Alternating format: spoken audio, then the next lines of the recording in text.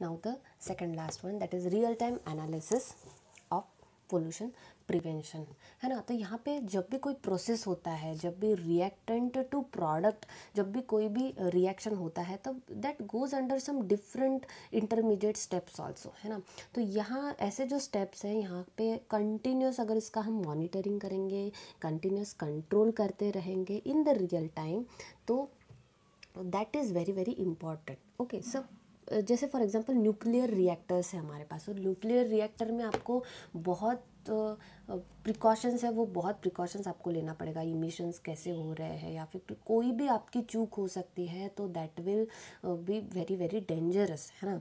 तो वहाँ पे आपको कुछ एनालिटिकल मेथडोलॉजीज, आपको वहाँ पे कुछ एनालिसिस करना पड़ेगा। Some methods you have to adopt, some methods you have to develop, you have to modify, so that there is मतलब वहाँ पे डेंजर नहीं होना चाहिए, है ना। तो continuous monitoring of manufacturing units, processing units, यहाँ पे आपको कंटिन्यूस कंट्रोल मॉनिटर रखना पड़ेगा in certain cases, that is called as a real time analysis pollution prevention, and that is prior to the formation of our hazardous substances. मतलब कोई भी अगर product यहाँ पे फॉर्म हो रहा है, तो यहाँ पे अगर इंटरमीडिएट में कुछ हजार्डस सब्सटेंस अगर आपको पता है कि यहाँ पे प्रोड्यूस होने वाले हैं, तो उसका प्रायर ही आप इसको कैसे कंट्रोल करेंगे, उसको कैसे मॉनिटर करोगे, उसका एनालिसिस आप का होना चाहिए। That is called as a real time analysis pollution prevention.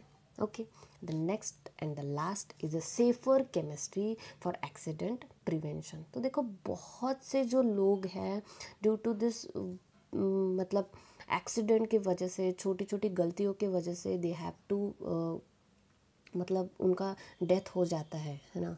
तो दैट इज़ वेरी वेरी मतलब नहीं, अच्छा नहीं है वो। आपको गैस लीकेज का आपको पता होगा, बहुत सी ऐसी चीज़ें जो है छोटी छोटी एक्सीडेंट की वजह से बहुत सारे लोगों को परेशानी हुई है, दिक्कत हुई है। So the last point is very important, that is safer chemistry. So we have to develop some chemical process that are safer and the minimize the risk of accident. मतलब ऐसे कुछ प्रोसेस आप डेवलप करो, ऐसा कुछ आप develop करो, so that there is a minimum risk of accident, क्योंकि लाइफ यार लाइफ तो नहीं आती है ना फिर। So we have to decrease this risk, है ना। तो चूज़ द सब्सटेंसेस इफेक्टिवली। तो ऐसे सब्सटेंस है, ऐसे केमिकल्स है, ऐसे प्रोसेस आप चूज़ करो, so that your risk is minimum. मैं तो बोलूँगी ज़ीरो रिस्क होना चाहिए। डेफिनेटली कुछ काम करते हो तो रिस्क तो होना ही है, बट ऐसे सब्सटेंस, ऐसे कुछ चूज़ करो material, so that your risk is minimum. जैसे केमिकल एक्सीडेंट नहीं होने चाहिए, एक्सप्लोजन्स नहीं होने चाहिए, फायर जो है नहीं होना चाहिए, इमिशन नहीं होना चाहिए। So this all comes under a safer chemistry for accident prevention. तो दीज आर ऑल 12 जो है प्रिंसिपल है। तो बहुत इजी है 12 प्रिंसिपल ऑफ ग्रीन केमिस्ट्री। तो सबसे बेसिक फंडा आपको याद रखना है। ओके, तो उसकी वजह से आपका पूरा कंप्लीट हो जाएगा। ओके, तो ये जो 12 प्रिंसिपल है, इसको हम फटाफट यहाँ पे भी रिवाइज कर लेंगे। तो we are done with all the 12 principle. तो देखो पहला कौन सा था, प्रिवेंशन ऑफ वेस्ट और बाई प्रोडक्ट्स। मतलब जो भी हमारे वेस्ट या फिर बाई प्रोडक्ट्स जो भी जनरेट हो रहे हैं, तो उसको we have to use at as a raw material. Yes, याद आ रहा है कि नहीं आ रहा है ना। Next is atom economy. यहाँ पे क्या करना है हमें, तो जो भी हमारे रिएक्टेंट है उसको कन्वर्ट करना है डिज़ायर्ड प्रोडक्ट में। हमारा वेस्ट जो है वो कम से कम होना चाहिए, मतलब परसेंट एटम इकोनॉमी क्या होनी चाहिए, ज़्यादा होनी चाहिए। Than less hazardous chemical synthesis. तो हमारे जो डिज़ाइन केमिकल रिएक्शंस है या फिर रूट्स है वो सेफ होने चाहिए, so that our by products with that we are getting must be less hazardous. Next is designing safer chemicals. जो हमारे केमिकल्स है वो उनका डिज़ाइन जो है वो सेफ होना चाहिए, है ना। Then safer solvent and auxiliaries. तो जो सॉल्वेंट है, ऑक्सिलरीज है, वो सेफ होने चाहिए। Then design for energy efficiency. तो यहाँ पे कुछ प्रोसेस आपको डिज़ाइन ऐसे करने हैं so that your energy requirement must be minimum. Then the use of renewable feedstocks. तो ये जो रॉ मटेरियल है वो रिन्यूएबल होने चाहिए। Then next is reduced derivative. मतलब जो भी नंबर ऑफ स्टेप्स जो है आपका, protecting group, deprotecting group, ऐसा करने का जो प्रोसेस आपको, स्टेप्स जो आपको लग रहे हैं उसको रिड्यूस करना है।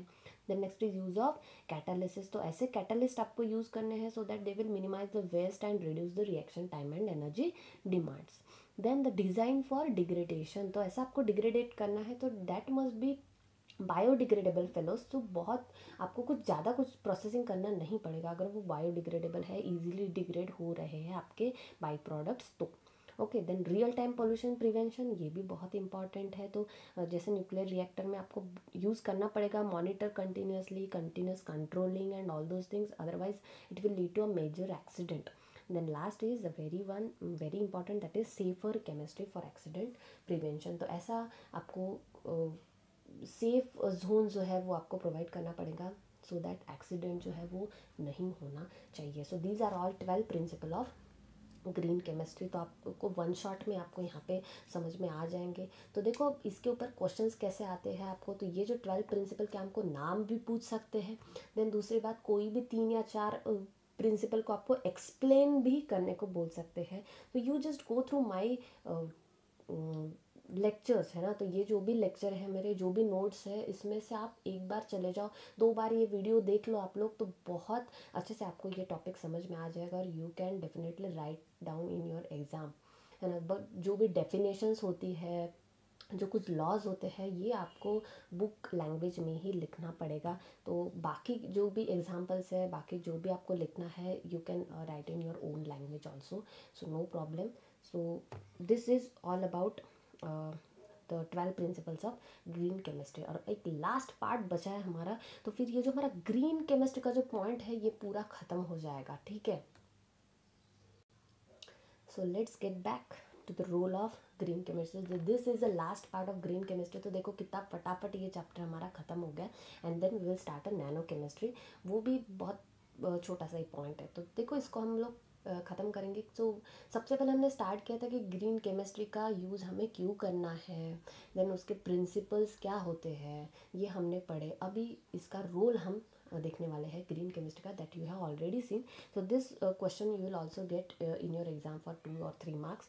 So the role of green chemistry क्या है, तो सबसे पहले तो हमने पढ़ा है क्या, so minimize the any negative environmental effect. अगर एनवायरमेंट पे इफेक्ट नहीं होना चाहिए तो that is a main role of your green chemistry, है ना। Then to promote the innovative chemical technologies. देखो इनोवेटिव केमिकल टेक्नोलॉजी ऐसे आपको यूज़ करने हैं कि आपका एनवायरनमेंट पे इफ़ेक्ट कम होना चाहिए, आपके हेल्थ पे इफ़ेक्ट कम होना चाहिए। या आप लिख सकते हो, no problem, you can write down this. These are all actually the role of green chemistry, this is the importance of a green chemistry, है ना। देन यू कैन यूज़ और incorporate the pollution prevention practices. तो आप ऐसी development करो, ऐसा revolution करो so that the products you are getting must be pollution free होने चाहिए वो लोग, है ना। ऐसे आप कुछ प्रैक्टिसेस यूज़ कर सकते हो, तो that also comes under a green chemistry.